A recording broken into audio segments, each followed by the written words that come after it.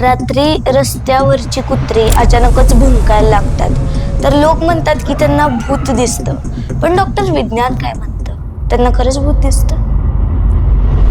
दुकानांच्या बाहेर किंवा घराच्या बाहेर कुंकवाचं पाणी ठेवतात बाटलीत भरून. तर असं म्हणतात की ते बाहेर ठेवलं घराच्या बाहेर की कुत्रं येत नाही. हे खरंच आहे की लोकांची अंधश्रद्धा आहे? रॅबिस नावाचा व्हायरस आहे. तो व्हायरस आहे तो त्याच्या सलावरी ग्लांड्समध्ये पोचत असतो. पण तो तिथं पोचतो कधी? जेव्हा एखादं रॅबिड कुत्रं दुसऱ्या कुत्र्याला चावलं, मग ज्या कुत्र्याला ते चावलंय त्याच्या शरीरातल्या रक्तातून ते सलावरी ग्लांड्सपर्यंत पोचतं आणि तिथं त्याचं मल्टिप्लिकेशन. कुत्र्यांच्या किती ब्रीड्स आहेत? डॉग्सला आपण जे काही बोलतोय ते कळतं का? बेडूक पाळलाय का कोणी? आपले जे मासे आहेत त्यांना खाऊ शकतो का? जेव्हा तुम्ही एखाद्या कुत्र्याला वॅक्सिन देत असाल किंवा इंजेक्शन देत असाल तेव्हा कुठल्या कुत्र्यानं तुम्हाला चावलंय का? Tiny Talks presented by Bakey's Bakery. Hi, hello, सलाम, नमस्ते. मी एका पाटील. बेकीज बेकरी प्रेझेंट्स पाटीलकीच्या टायनी टॉक्स मध्ये तुमचं स्वागत आहे. तुम्ही कधी विचार केलाय का आपण जे पेट्स पाळतो, कुत्रं, मांजर, मासा, यांच्या मनात नक्की काय चाललंय? त्यांना आपली भाषा कळते का?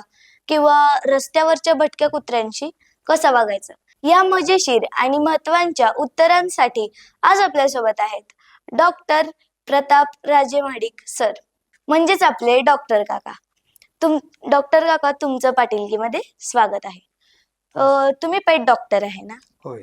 तुमच्या घरी पेट आहे?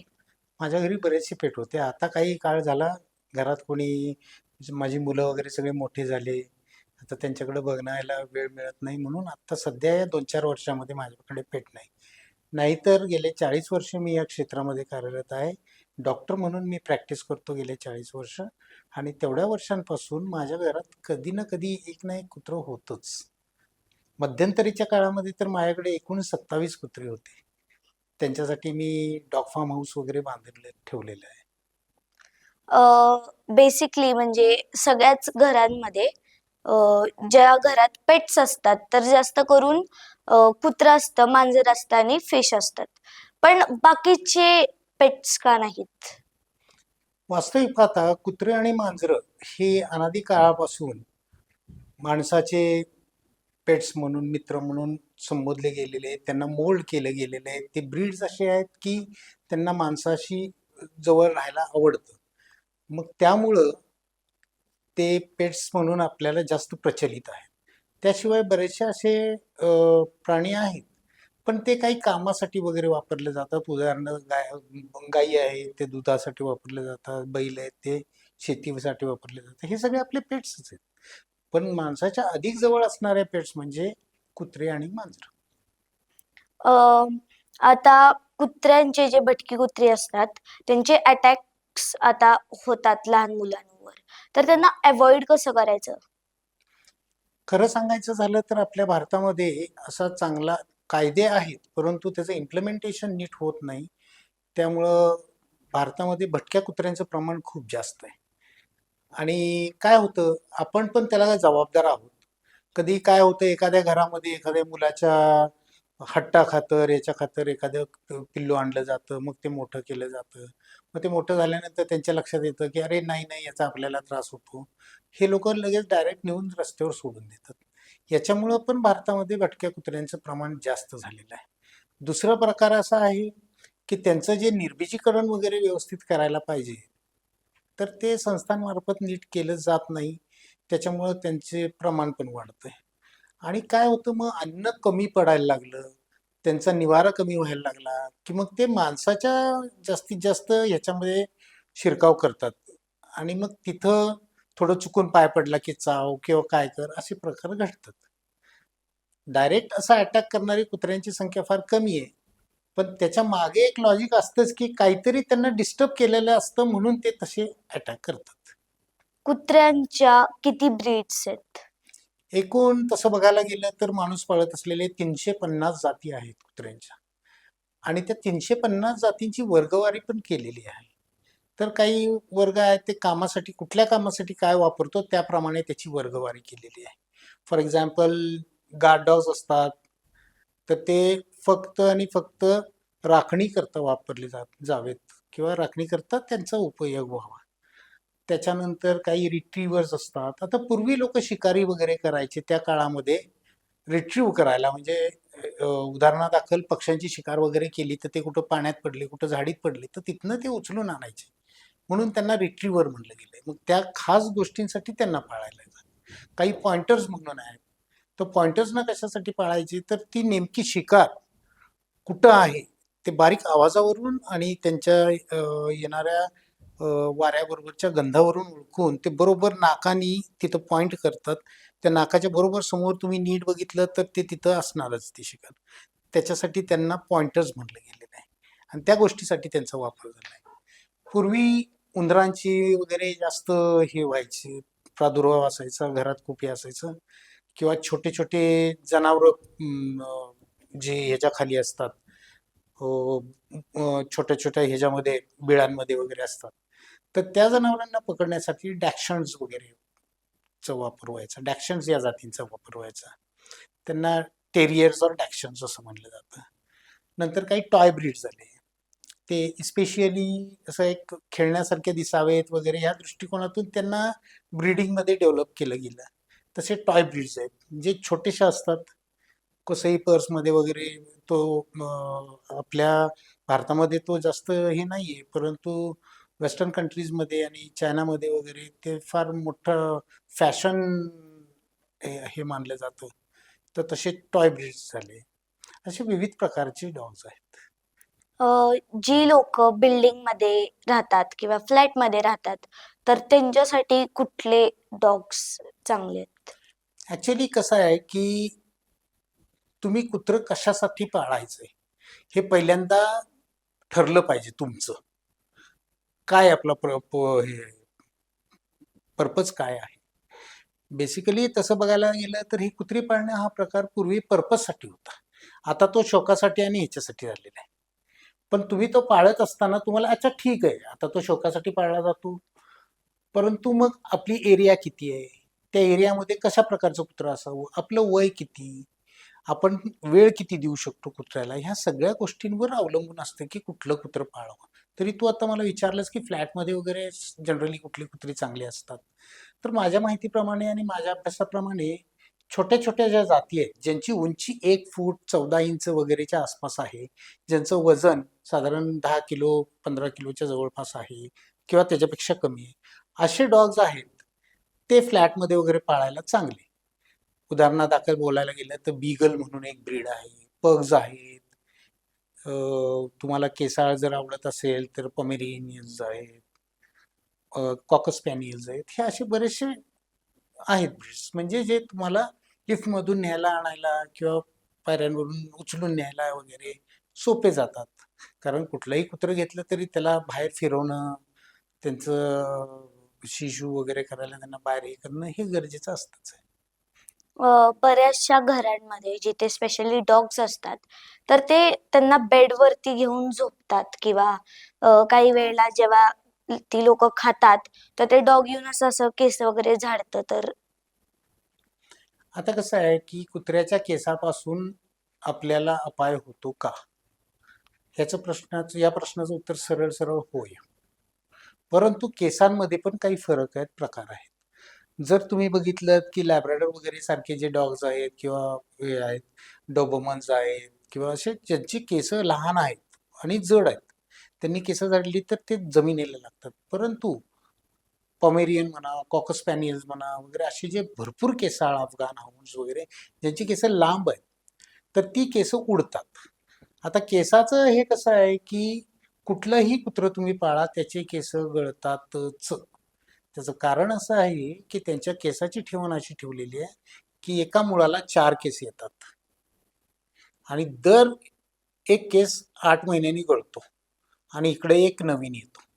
म्हणजे त्यांचा कोट रोटेट होत जातो, 8 मंथली रोटेट होत जातो. पण 8 मंथली रोटेट होतो म्हणजे काय, त्याच त्याच वेळी होतो असं नाही. जिथं रक्त पुरवठा चांगला आहे तिथं तो बरोबर त्या वेळेत होतो, पण जिथं कमी आहे, काय आहे, तुमचं ब्रशिंग कमी पडलं, हे झालं, तर तिथले नंतर नंतर कळतात. म्हणजे थोडक्यात सांगायचं झालं तर हा पिरियॉडिकल शेडिंग आहे. ते शेड झालेले केस त्यांच्या अंगालाच चिकटलेले असतात, ते झटकल्यावर पडतात खाली. त्याच्यासाठी त्यांना ब्रशिंग आहे, ग्रूमिंग आहे, हे सगळे प्रकार करावे लागतात. पण बेडवर घेऊन झोपतात. बेडवर घेऊन झोपणं वगैरे आता ते थोडंसं हे झालंय, पण आय वुड सजेस्ट की नाही, तुम्ही डॉग्सना किंवा कॅट्सना बेडवर घेऊन नाही झोपलं पाहिजे. कारण त्यांचं बऱ्याच गोष्टी आहेत, त्यांचं श्वासोश्वास आहे, त्यांचं आता काय आपल्यासारखं ते स्वच्छता पाळू शकत नाहीत, ब्रशिंग करू शकत नाही, काही करू शकत नाही. तोंडाची दुर्गंधी असते, त्याच्यातून बॅक्टेरियल इन्फेक्शन्स असतात. त्याचबरोबर केसांचा तर नक्कीच त्रास होतो. पण त्यांना कुठले असे आजार वगैरे होतात? जनरली त्यांना त्यांच्या प्रकारचे आजार होतात, ज्यांच्यापासून आपल्याला त्याचं काही एवढंसं इन्फेक्शन्स वगैरे होत नाहीत. पण फक्त एक आजार आहे, जो रॅबीज. त्या आजाराचं आपल्याला इन्फेक्शन होतं. पण तो आजार त्यांना कसा होतो? तर तो जो व्हायरस आहे, रॅबीज नावाचा व्हायरस आहे, तो व्हायरस आहे तो त्याच्या सलायव्हरी ग्लँड्समध्ये पोचत असतो. पण तो तिथं पोचतो कधी? जेव्हा एखादं रॅबिड कुत्रं दुसऱ्या कुत्र्याला चावलं, मग ज्या कुत्र्याला ते चावलंय त्याच्या शरीरातल्या रक्तातून ते सलायव्हरी ग्लँड्स पर्यंत पोचतं आणि तिथं त्याचं मल्टिप्लिकेशन होतं आणि तिथून त्याचं इन्फेक्शन सुरू होतं. तोच एकमेव असा रोग आहे जो माणसाला कुत्र्यापासून होऊ शकतो. डॉग्सला आपण जे काही बोलतोय ते कळतं का? हा, त्यांना भाषा कळत नसली तर त्याचे आपल्या आवाजाचे जे वेव्स आहेत, फॉर एक्झाम्पल तुम्ही एका डॉगला एक नाव ठेवलं टॉमी, तर टॉमीचा जो आता जो तो ह्याचा वेव आहे आवाजाचा, टॉमी असं म्हणलं की त्याला लगेच लक्षात येतं हे आपल्यासाठी आहे. तर तसे ते वेव्स कॅप्चर करतात आणि त्याचे फिलिंग्स त्याप्रमाणे बदलतात. कुत्र्यांना आणि मांजरांना सर्दी होते. हा, होते ना, नॅचरली. कधी खूप थंड तुम्ही बर्फाचं काही दिलं, हे दिलं वगैरे, तर सर्दी होते, मधनं होते सर्दी. पेट्स पाळण्याचे फायदे काय आहेत? ऍक्च्युली पेट्स पाळण्यामागे कारणं काय आहेत, ही अशी आहेत की बऱ्याचदा आता हल्ली पेट्स पाळण्याच्या मागचं कारण ज्यादा तर आपल्यामध्ये असणारे मानसिक ताणतणाव कमी करण्यासाठी पेट्स पाळले जातात. काही वेळेला तर लहान मुलांना एक कंपॅनियन असावं म्हणून पेट्स पाळले जातात. आई आणि बाबा दोघंही कामावर गेले, मूल असतंय, घरात असतंय मुलगा, किंवा तो मोठा आहे, शाळेतून आल्यानंतर त्याला काय आहे, कोणीतरी जवळ असावं, मग तो कोणाला तरी मैत्रीपूर्ण भावनेने बघावं त्याने कोणाकडे तरी, या दृष्टीने पण पेट्स पाळले जातात.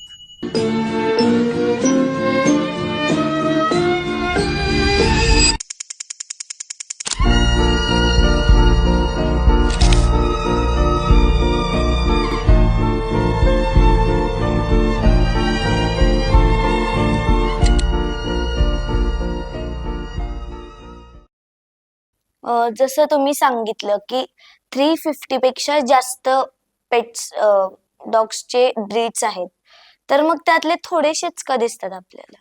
हा, वास्तविक पाहता काही जे फार पॉप्युलर झालेले आहेत तेच ब्रीड्स लोक पाळायला बघतात, आणि बरेचसे ब्रीड्स असे आहेत की काही फक्त जास्त पॉप्युलर आहेत ते आपल्या देशामध्ये दिसतात जादा प्रमाणात, आणि ब्रीडिंग्स वगैरे त्यांचे होतात आणि आपल्याकडे इथं ते उपलब्ध होतात. पण काही जे परदेशी ब्रीड्स आहेत, जे परदेशामध्ये पॉप्युलर असतात, ते आपल्या देशामध्ये पॉप्युलर असतीलच असं काही नाही. पण बऱ्याच अंशी जे लोक इतके वर्षानुवर्ष पाळत आले, ते काही ठराविक ब्रीड्स आहेत, तेच जास्त करून आपल्या भारतामध्ये दिसतात. आता जेव्हा आम्ही किंवा जशी माझ्यासारखी मुलं डॉक्टरांकडे जातात, तर आम्ही त्यांना सांगतो की पोटात दुखतंय, डोकं दुखतंय. मग पेट्स कसे सांगत असतील की त्यांना काय दुखतंय? नाही, ते काय आहे, वेटरनरी सायन्सचा अभ्यास असतो. काही सिम्पटम्स असतात, काही तपासण्या असतात, ह्याच्या अनुषंगानं, आणि काही टिपिकल सिम्पटम्स तर सगळ्यात महत्त्वाचे. पहिले क्लिनिकल सिम्पटम्स आम्ही बघतो. क्लिनिकल सिम्पटम्समधनं आम्हाला वाटलं की याला हा काही असू शकतो, मग त्याचं इन्व्हेस्टिगेशन करतो आम्ही. त्याचं इमेजिंग असेल तर इमेजिंग करतो, पॅथॉलॉजीचे सॅम्पल्स द्यायचे असतील तर रक्ताचे वगैरे नमुने देऊन त्यांचं डायग्नोसिस करतो आम्ही. बेडूक पाळलाय का कोणी? आपल्या देशामध्ये जनरली कोणी बेडूक पाळत नाही, पण बरेच काही लोक आहेत ते जे छोटे उंदीर असतात, पांढरे उंदीर म्हणतात, ते पाळतात. काही लोक सरडे पाळतात. असं काही बरेच काही काही पाळतात, नाही असं नाही. पण बेडूक वगैरे पाळण्याचं आपल्याकडे जास्त हे नाही. हा, चीनमध्ये बेडूक पाळले जातात. त्यांचा आहारासाठी पण वापर केला जातो. पण आपल्या देशामध्ये शक्यतो अजून बेडकाचं तर काही हे नाही. कासव पाळतात लोक, पण बेडूक नाही अजूनपर्यंत कधी. माझ्या तर एवढ्या वर्षांच्या ह्याच्यामध्ये कोणी बेडूक घेऊन आले माझ्याकडे की बाबा आजारी पडला असं नाही झालं. तुम्ही डॉक्टर आहे म्हणजे तुम्ही प्राण्यांची सर्जरी करता.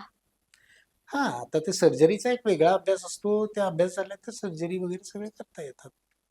डॉक्टर काका, शिकारी कुत्र आणि मेंढपाळ कुत्र या दोघांच्या स्वभावामध्ये काय फरक आहे? शिकारी कुत्र म्हणजे मगाशी मी जसं सांगितलं की शिकारी कुत्र्यांमध्ये पण बरेचसे प्रकार आहेत. जसं मी 2 प्रकार सांगितले की ते काही पॉइंटर असतात, ते शिकार दाखवतात. काही रिट्रीव्हर असतात, ती केलेली शिकार मालकाला आणून देतात. तसा अजून एक शिकारी कुत्र्याचा प्रकार आहे, ते म्हणजे हंटर्स. ते जातात, डायरेक्ट ससा वगैरे पकडतात आणि पकडून आणून देतात. आणि हे त्यांना ट्रेनिंग द्यावं लागतं. लहान पिल्लं असतानापासून हे लोक ट्रेनिंग देतात, तेव्हा ते ट्रेन होतात. त्यामुळे असं क्वचितच होऊ शकतं की त्याने शिकार पकडलेली लांब घेऊन गेला आणि त्याचा तो खायला लागला, असं कधीही होत नाही. कारण कुत्र्याने इतकं आज्ञाधारक कोणी नसतं.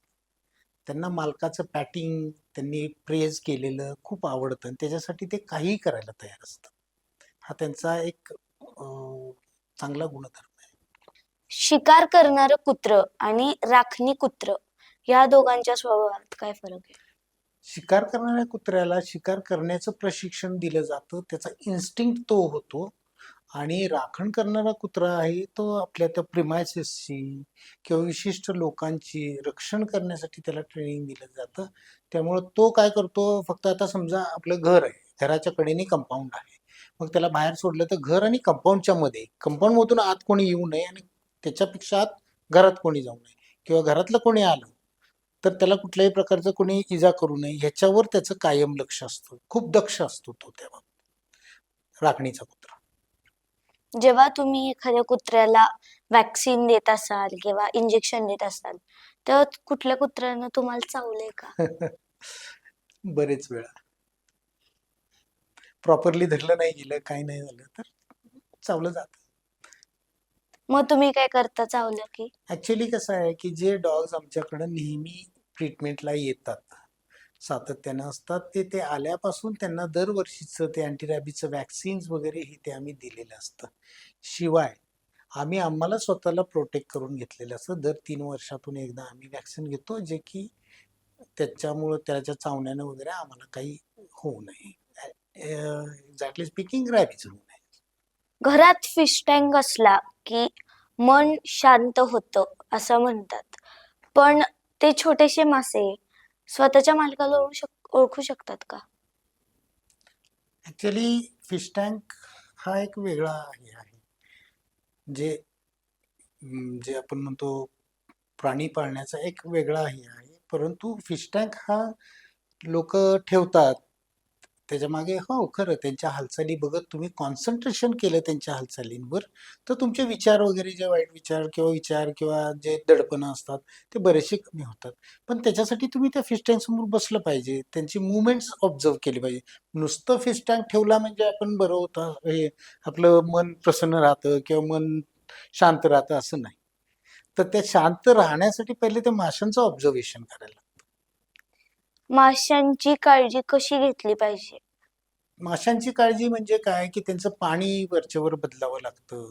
त्यांच्या पाण्यामध्ये काही अँटी फंगल्स वगैरे ते टाकावे लागतात. त्यांना खाणं असतं, त्यांचे एक विशिष्ट प्रकारची खाणी वगैरे असतात, ते त्यांना द्यावी लागतात. अशा प्रकारे त्यांची काळजी घेतली जाते. आता एक फिश टँक मोठा असतो, त्याचं पाणी बदलणं म्हणजे एक मोठी प्रक्रिया असते. कधी-कधी काय होतं, की आपण मग आपल्या कामाच्या गडबडीमध्ये म्हणा किंवा नाही आज नाही उद्या करू, असं करत ते तुम्ही जर पाणी बदललं नाही, ते नीट फ्रेश केलं नाही, तर त्याच्यातलं ऑक्सिजन कमी होतं. हां, ऑक्सिजन त्याच्यामध्ये कॉन्स्टंट ठेवण्यासाठी एक ऑक्सिजन मशीन पण असतं. परंतु कायम ऑक्सिजन रोटेट करून त्या पाण्याचं एक हे होऊन जातं, की तो शिळ म्हणू आपण, असं होऊन जातं. तर ते बदलावंही लागतंच. मग ते बदलताना बरेच तुम्हाला प्रिकॉशन्स घ्यायला लागतात, की ते क्लोरिनेटेड नसावं. नळाचं पाणी कधीही टँकला वापरू नये. विहिरीचं असेल, बोरिंगचं असेल तर ठीक आहे. तरी पण तुम्हाला काही हेच नाही, पर्यायच नाही आणि नळाचं पाणी वापरायचं, तर ते पाणी भरून 1-1.5 दिवस असं ठेवायचं आणि मग वरचं वरचंच पाणी बदलायला वापर करायचा. एका वेळी अख्खं पाणी बदलून चालत नाही. समजा तुमचा टँक असेल 50 लिटर पाण्याचा असेल, तर त्यातलं 30 लिटर पाणी तुम्ही काढू शकताय आणि 20 लिटर जुनं पाणी ठेवायचं. तर ते बरोबर एकमेकांशी मॅचअप होतं. नाही तर मग मासे मरतात. मी माझ्या मावशीकडून 2 गप्पी मासे आणलेले, तर ते तिच्याकडे खूप छान जगले. मी माझ्याकडे आला, एक मासा तर पहिल्या दिवशीच मेला आणि दुसरा मासा 5 दिवसच राहिला, परत तो पण मेला. त्याला थोडक्यात म्हणजे सांगायचं झालं तर ते काही प्रिकॉशन्स पाळायला लागतात. जसं मी आत्ता सांगितलं, तू एका भांड्यात ते टाकले असतील मासे, पाणी घेतलं असेल नळाचं आणि ठेवलं आणि त्यात सोडून दिले, असं काहीतरी झालं असणार आहे. मग ते पाणी, त्यांचं तिकडचं पहिलं पाणी आणि हे पाणी बदललं. आता तू काय केलं, पाण्यातनं आणलंस त्याला, पण तू फक्त मासे उचलून या पाण्यात टाकले. वास्तविक पाहता जुनं पाणी आणि तुझं जे नवीन पाणी, ते दोन्ही एकत्र मिक्स करून त्यांना सोडायला पाहिजे. म्हणजे आपण पहिल्या पाण्याशी जे अकस्टम्ड आहेत, म्हणजे त्यांचं पूर्ण मॅच झालेले आहेत त्या पाण्याबरोबर, आणि डायरेक्ट उचलून दुसऱ्या नवीन पाण्यात टाकली की त्यांना तो शॉक बसतोच. आपण आपले जे मासे आहेत, त्यांना खाऊ शकतो का? नाही, हे कसं आहे माहिती का, जे तुम्ही फिश टँक मध्ये पाळता ते मासे, त्यांना आपण म्हणतो ऑर्नामेंटल असतात, छान कलरफुल हे ते वगैरे, ते ब्रीड केले जातात. इस्पेशली ते जाती ब्रीड केलेल्या असतात, ज्या खाण्याच्या ह्याच्या नसतात. खाण्याचे मासे वेगळे असतात. गप्पी मासे गप्पी मासे हे मच्छर होऊ नयेत म्हणून जास्त करून पाळले जातात. त्याच्या मागचं कारण की ते मच्छरांचे अंडे खातात. पेट्सला कसं कळतं की आपण हॅपी आहे, सॅड आहे, सुखात आहे, दुःखात आहे? ऍक्च्युली पेट्समध्ये कुत्र्यांना या भावना जास्त चांगल्या कळतात.